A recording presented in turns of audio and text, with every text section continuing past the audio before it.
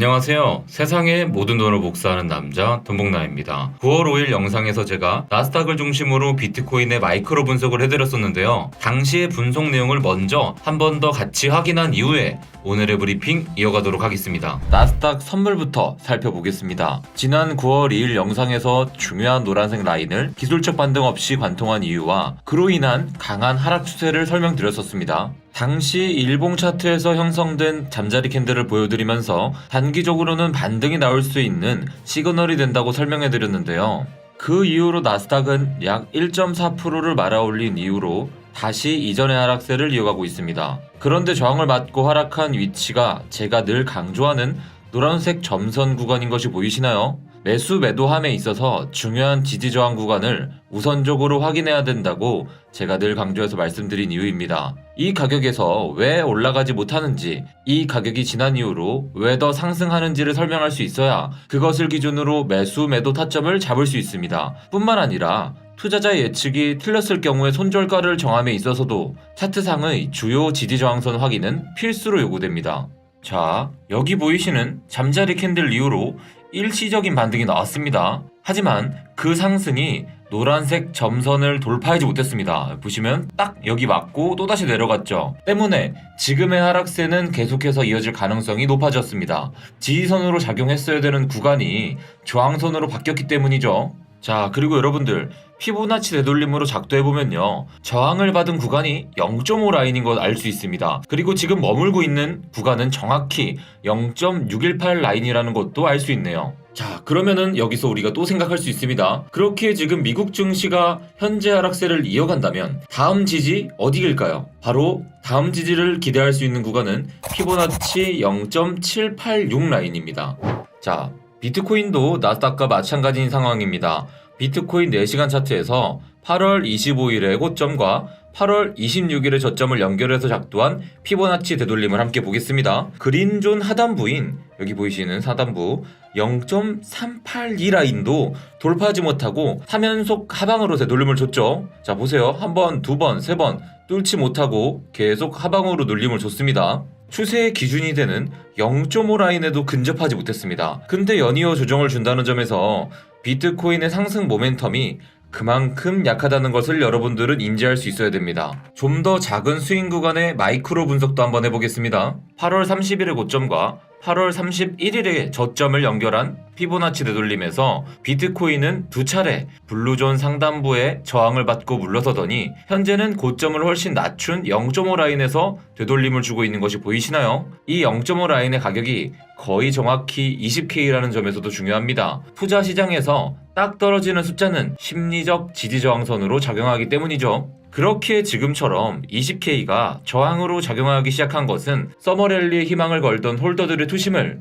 떨어뜨리기에 좋은 요인이 됩니다. 고점을 낮추며 상승 동력이 점점 더 약해지는 추세에 있기 때문에 1차적으로는 비트코인은 19,500달러까지 눌림을 줄 가능성이 높습니다. 그리고 중요한 것은 그 이유입니다. 19.5K에서 반등을 준다고 해도 그 이후의 상승폭은 제한적인 반면 최근 반복적으로 두드리던 19.5K 지지가 깨진다면 여기 보이시면 계속 두드리고 있습니다. 이 구간을. 이 지지가 깨지게 되면 6월의 저점인 17K로의 여정이 시작될 수 있습니다. 잘 보셨나요? 당시 영상에서 제가 분석해드린 내용을 요약하면 크게 5가지입니다. 나스닥 선물은 지지선으로 작용했어야 하는 구간이 저항선으로 바뀌었기에 당시의 하락세는 계속해서 이어질 가능성이 높다. 둘째, 나스닥의 하락세가 이어질 경우 다음 지지를 기대할 수 있는 구간은 피보나치 0.786 라인이다. 셋째, 비트코인은 큰 스윙 구간에서 피보나치 0.5 라인에도 근접하지 못하고 연이어 조정을 준다는 점에서 상승 모멘텀이 매우 약해진 상태인 것을 확인할 수 있다. 넷째, 비트코인은 작은 스윙 구간에서 저항을 받고 있는 피보나치 0.5 라인이 마침 심리적 저항선으로 작용하는 20K라는 것은 투자자들의 투심을 저하시키는 요인이 된다. 다섯 번째, 비트코인은 고점을 낮추며 상승 동력이 점점 약해지고 있기 때문에 1차적으로 19.5K까지 조정을 줄 가능성이 높으며 19.5K 지지가 깨지게 되면 6월의 저점인 17K로의 여정이 시작될 수 있다.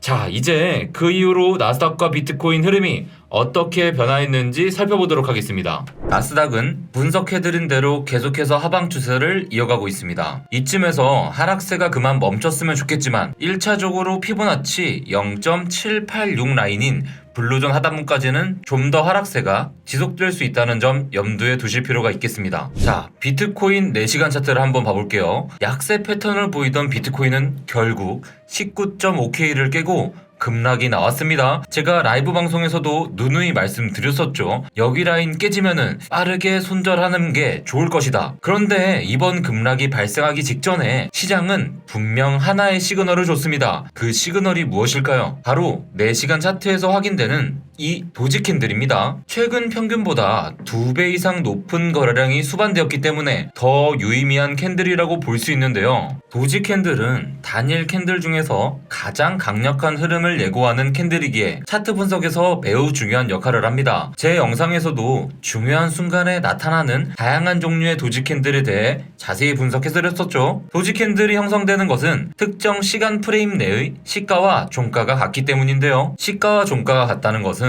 매수와 매도세가 팽팽하다는 것을 의미하는데 그 팽팽함의 강도가 강할수록 지는 쪽의 타격이 크게 됩니다.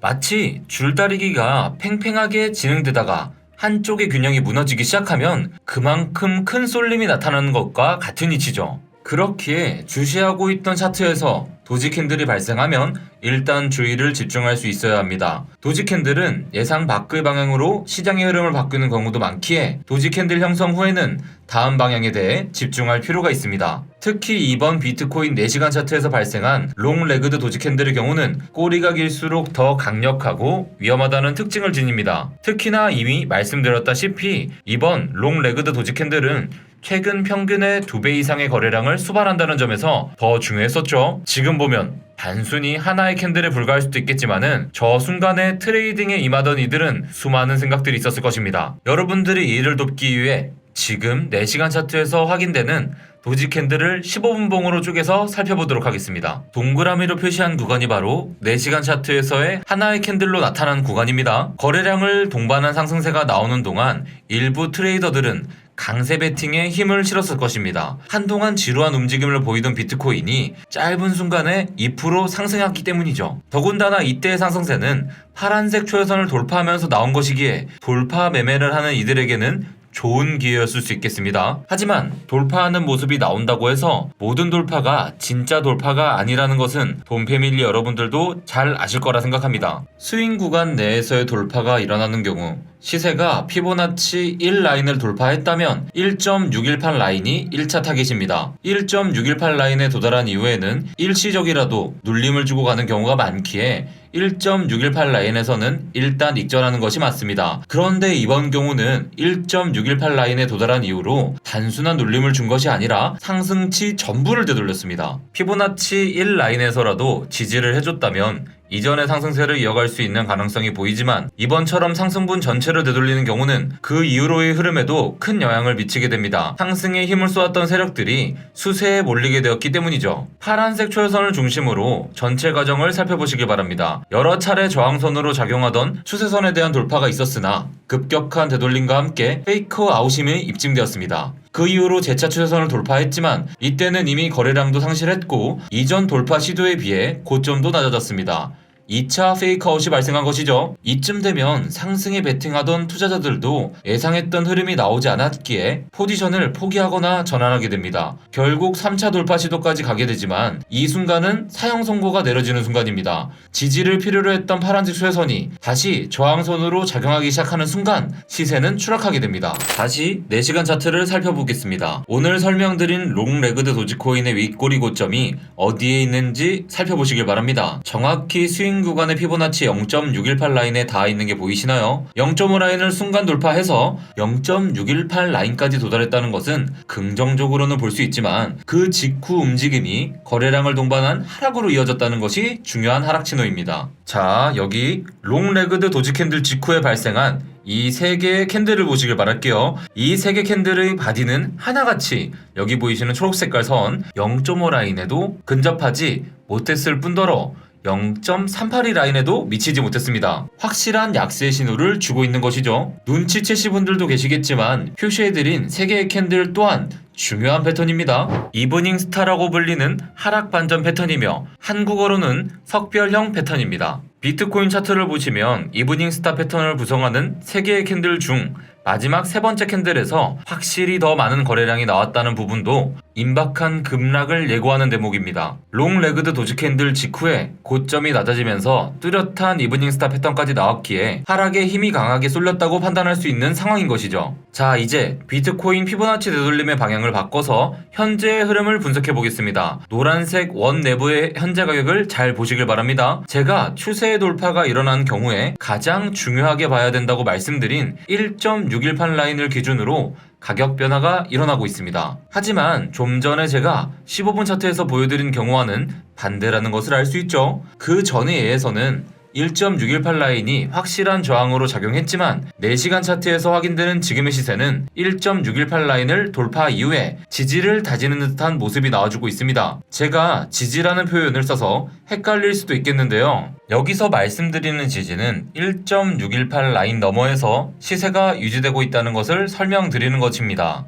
좀 헷갈리시는 분들이 계실 수도 있겠는데요. 일단 피보나치 되돌림을 반대 방향으로 찍었죠. 쉽게 이해하시면 아래로 흐를 가능성이 높다고 보시면 됩니다. 여기가 지금 일단 저항을 하고 있는 거고요. 지금 여기 라인에 위치한 가격대는 18,866달러인데요. 이 위쪽으로 비트코인 가격이 확실히 올라가지 않는다면 비트코인의 현재 하락 추세는 좀 더 이어질 가능성이 높겠습니다. 파란색 최선까지 1차로 도달할 가능성이 상당히 높습니다. 그 너머로 우리가 주의 깊게 집중해야 될 가격은 빨간색 평행선으로 표시해드린 17.6K입니다. 자, 여기 보이시는 6월의 하락 저점이 바로 이 17.6K이기 때문입니다. 이미 19.5K가 깨진 지금의 상황에서는 17.6K에서 비트코인이 지지를 해줄지 여부가 가장 중요한 대목이라고 볼 수 있겠습니다. 6월 급락 이후의 썸머러리 과정에서도 제가 반복적으로 여기 보이시는 17.6K의 리테스트 가능성이 있으며 높다 말씀드렸었죠. 그리고 필요하다고도 말씀드렸습니다. 그건 크게 2가지 이유인데요. 첫째,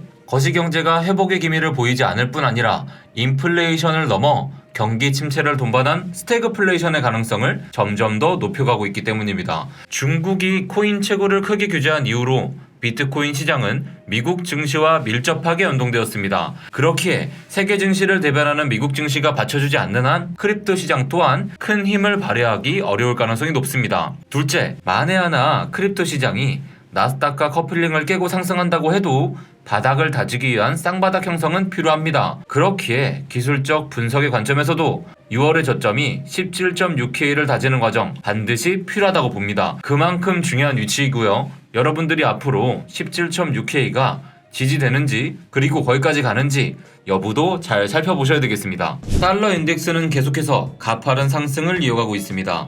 오늘 컨텐츠에서 나스닥과 비트코인의 다양한 분석을 해드렸지만 이 모든 하락세를 유발하고 있는 선행지표는 달러 인덱스라고 보시면 되겠습니다. 자산시장의 회복을 위해서 달러 인덱스가 꺾여줘야 되는데 아직까지 뚜렷한 하락 반전 신호는 나타나지 않고 있는 것이 사실입니다. 어려운 장세가 지속되고 있지만 그렇기에 저와 돈봉남 크립토 분석팀은 여러분들의 힘이 되어드리기 위해서 더 열심히 일하고 있습니다. 거시경제와 더불어 크립토 시장의 흐름을 계속해서 주시하며 최선의 정보와 최신의 분석 자료를 전달해 드리도록 계속해서 노력하겠습니다. 그럼 우리 내일 라이브 방송에서 한 분도 빠짐없이 만날게요. 그럼 내일 봐요. 안녕.